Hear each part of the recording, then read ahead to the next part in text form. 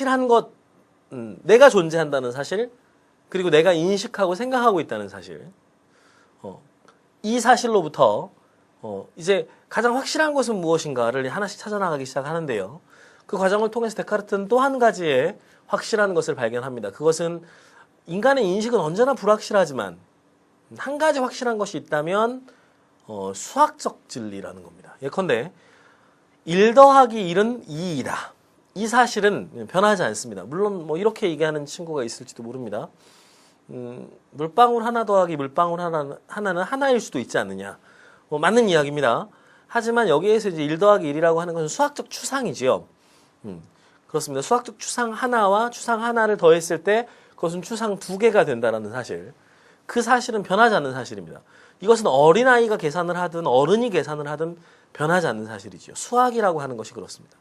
그래서 이 아주 간명한 수학적인 진리와 내가 진리라고 확인한 것을 규칙으로 삼는 연역적인 방법을 통한다면 나는 하나의 당연한 사실로부터 세계의 아주 복잡한 진리에까지 이르를 수 있는 방법이 나의 이성을 통해서 가능하다라는 것, 그런 방법과 절차를 세우는 것이 가능하다라는 것을 확신한다 라고 하는 진리 추구의 방법으로까지 이어지게 되는 것이지요.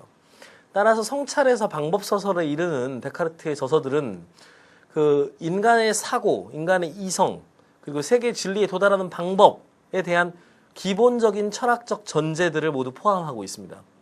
그리고 이것이 바로 근대 철학, 근대의 이성 중심적인 철학의 근간을 형성하게 되는 것이지요. 오늘 우리는 데카르트의 성찰과 방법소설에 나타난 제시문들을 살펴보게 될 것입니다. 이 두 책은 그동안 논술에서 대단히 많은 횟수로 출제되었고요. 그리고 그 원문이 그대로 출제되고 있는 까닭에 학생들이 독해하면서 늘 어려워하는 제시문들 중에 하나입니다.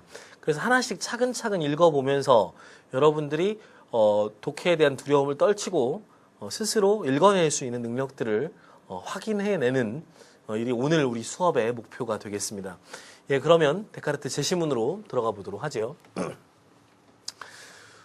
유년기에 내가 얼마나 많이 거짓된 것을 참된 것으로 간주했는지, 또 이것 위에 세워진 것이 모두 얼마나 의심스러운 것인지, 그래서 학문에 있어 확고하고 불변하는 것을 세우려 한다면 일생에 한 번은 이 모든 것을 철저하게 전복시켜 최초의 토대에서부터 다시 새로 시작해야 한다는 것을 이미 몇 해 전에 깨달은 바가 있다 라고 하는 겁니다. 이제 몇 해 전에 그 사건이 있었던 것이죠.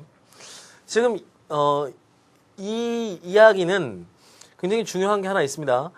우리가 확실하다고 생각하는, 우리가 옳은 것이라고 생각하는 지식이라고 하는 것, 우리가 참된 것이라고 믿고 있는 지식이라고 하는 것이 실제로는 대단히 의심스럽고 허망한 것이다 라는 것이죠.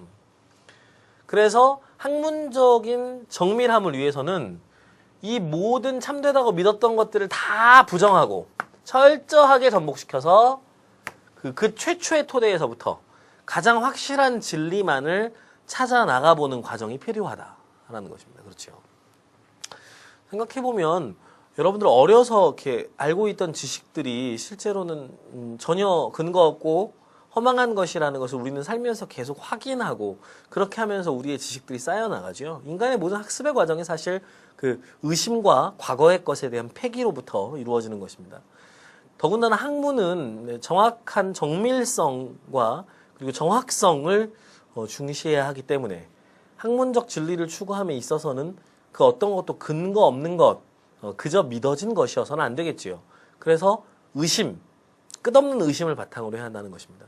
바로 이제 이것이 이제 뒤에 나중에 이제 방법적 회의라고 이야기하게 되는 그 데카르트의 진리 도달의 방법이지요. 의심하라는 겁니다. 이는 오늘날에도 대단히 중요합니다. 세상에 당연한 것은 존재하지 않습니다. 당연한 모든 것들은 의심받을 만한 가치가 있습니다. 그래서 당연하게 믿는 것이 아니라 그것의 근거와 이유를 살피는 끊임없는 물음표 던지기의 과정을 통해서만 우리는 진정한 진리에 도달할 수 있을 것입니다. 내가 지금까지 아주 참된 것으로 간주해온 것은 모두 감각으로부터 혹은 감각을 통해서 받아들인 것이다. 그렇죠. 감각을 통해서 얻어지면 우리는 대체로 그것을 확실한 것이라고 생각합니다. 그런데 감각은 종종 우리를 속인다는 것을 이제 경험하고 있으며 한 번이라도 우리를 속인 것에 대해서는 전적으로 신뢰하지 않는 편이 현명한 일이다. 여러분들이 인터넷을 보다 보면 많은 착시 현상에 관한 사진들을 또 이미지들을 볼 수 있을 겁니다.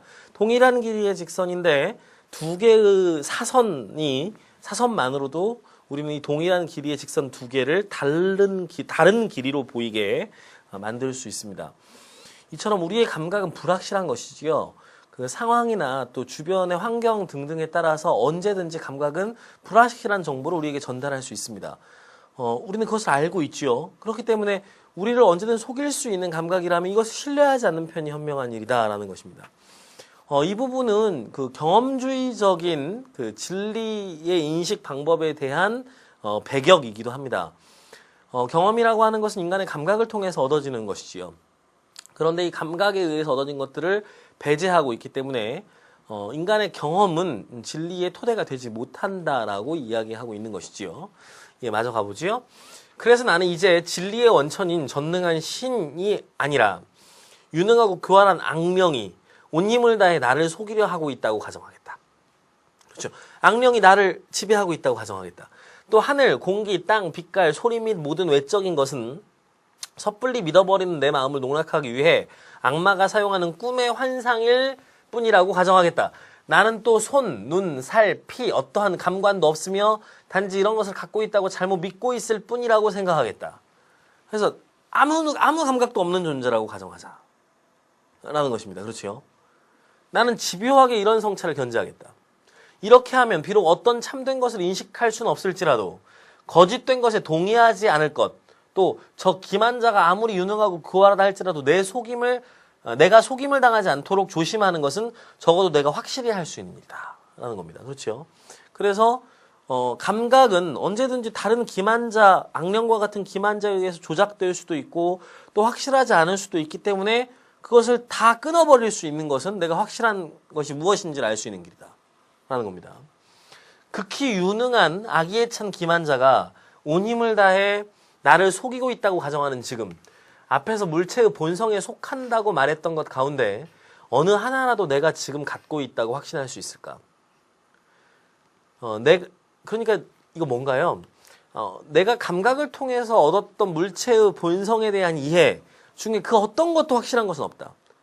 그러니까 이 물질이 실제로 존재하지 않는 것일 수도 있다는 것이죠. 여러분들 아마 좀 오래된 영화긴 합니다만 매트릭스라는 영화를 알고 있는 친구들도 있을 텐데요. 그 영화에 보면 이런 이야기가 나오지요.